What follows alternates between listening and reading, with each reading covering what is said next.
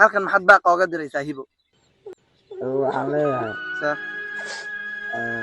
marka soo xasuusada صح aan yid ku hayaa waan magaca walaal Ali da Muuse Muuse xalkaaga ka waran fiicnaa haye ma sha Allah meeqa sana halkan ku xiranta aan ku xirnaa 33 sano 33 sano halkan ku xiranta waan gartay dhibaatada lagu xiray maxaa kamid ah kamid dadkan aan badbaadin way aflagaadi iyo caay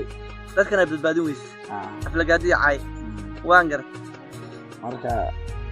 saasa wax u jiraan waan gartay gabadha sheegaysa maxay ahayd gabadha waxa la hibo maxaa niga dhaxeeyay hibo ana iga dhaxeey sheeka niga dhaxeeyay haye dugsiga quraan oo isla dhigayn haye marka sheeka niga dhaxeey meel aan sheeka aan ku xirnay oo waalidkeeda ku diiday waan gartay marka ana ayada waan isfaanay macna labada waalid ana labada family صح isfaan way waan gartay marka ayadana ninkan ay guursatay anigana sidaan taagan ana sidii baa u taagan tahay